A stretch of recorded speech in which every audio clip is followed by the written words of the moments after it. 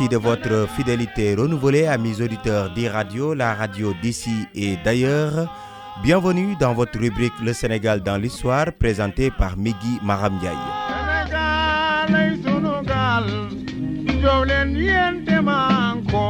Le 15 novembre 1958, le Sénégal devient une république. Le 20 août 1960, le pays accède à l'indépendance sous la direction du président Léopold Sédar Senghor, dissociant désormais son destin de celui du Soudan, actuel Mali. Les autorités sénégalaises décident par la suite de célébrer l'accession à l'indépendance le 4 avril parce que c'est à cette date que Debré, premier ministre français, Modibo Keïta, président de la Fédération, et Mamadou Dia, vice-président et premier ministre du Sénégal, avaient conclu les accords de transfert des compétences de la communauté à la République sénégalaise d'une part et à la République soudanaise d'autre part. Pape Alioune Sarr, cette fête revêt donc une importance capitale pour notre pays. C'est un trait d'union entre un passé en prison, l'oppression et la libération, la domination et la souveraineté. Bref, la fête de l'indépendance est l'expression d'une identité retrouvée et surtout d'une liberté arrachée des mains des colonisateurs. Les rues se mettent aux couleurs du drapeau national. Civils comme militaires marchent au pas et avancent vers des lendemains meilleurs. Des pas de fierté, d'appartenance à une même nation, tout un symbole que véhicule la célébration de la fête de l'indépendance. Le 4 avril de chaque année, le Sénégal se met aux couleurs de la République. Le vert, le jaune et le rouge singularisent une nation qui s'enrichit dans sa diversité.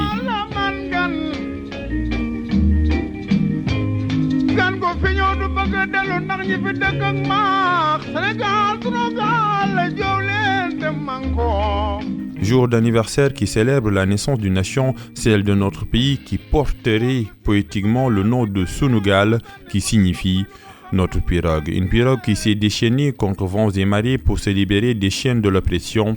Pourquoi pas naviguer alors vers les lendemains meilleurs. Depuis le 4 avril 1961, le Sénégal célèbre la fête de l'indépendance soit par des cérémonies de prise d'armes, soit par des défilés.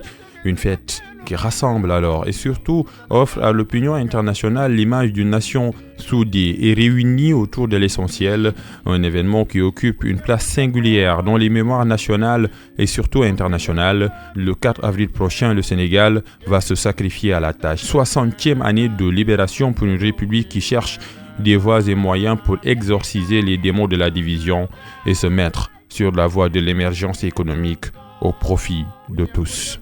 Merci pour ce rappel historique, Pape Alioune Sarr. Dans cette dernière partie de votre rubrique Le Sénégal dans l'histoire, nous allons revenir sur une histoire de frontières. Le décret de délimitation des frontières entre le Sénégal et la Guinée a été signé le 27 février 1915. Retour sur cet événement historique avec Cheikh Diop. Le 27 février 1915 marque l'apparition du décret délimitant le Sénégal et la Guinée française. Les frontières actuelles du Sénégal procèdent de deux types de délimitation dont la nature et l'époque. Les décideurs et les traceurs, les motivations, les processus d'exécution et de la nature n'ont pas été les mêmes. Si toutes les frontières du Sénégal sont considérées aujourd'hui comme étant internationales, celles tracées pendant la période coloniale pour séparer les possessions des deux puissances européennes l'ont été avant celles des colonies relevant d'une même métropole. C'est à la faveur de l'indépendance du pays qu'elles ont été promues au rang de frontières internationales. Entrent dans la première catégorie les frontières sénégalo-bissau-guinéennes et sénégalo-gambiennes, tandis que la seconde catégorie concerne les lignes séparant le Sénégal de la Mauritanie, du Mali et de la Guinée-Conakry. Elles n'étaient au départ que des limites de compétences administratives et territoriales, alors que les premières n'étant modifiables qu'à la suite de négociations internationales entre les puissances contractantes des traités de délimitation. Les secondes ont été sans cesse remises en question à la suite de remaniements territoriaux qu'exige l'avancée des colonnes militaires françaises, ainsi que la création et l'organisation de nouvelles colonies. Ces remises en question eurent lieu dans le cadre du prolongement du Sénégal indépendance et après 1995 dans celui de l'Afrique occidentale française. Ces remaniements territoriaux intervenaient aussi lorsque le ministre des colonies voulait réaliser des économies budgétaires. Merci beaucoup. Cet élément met un terme à ce dernier numéro de la semaine de votre rubrique Le Sénégal dans l'histoire, présenté par Migui Maram Ndiaye avec l'appui technique de Serigne Saludem. Rendez-vous lundi pour un nouveau numéro, mais d'ici là, restez fidèles au programme d'e-radio, la radio d'ici et d'ailleurs. Thank you.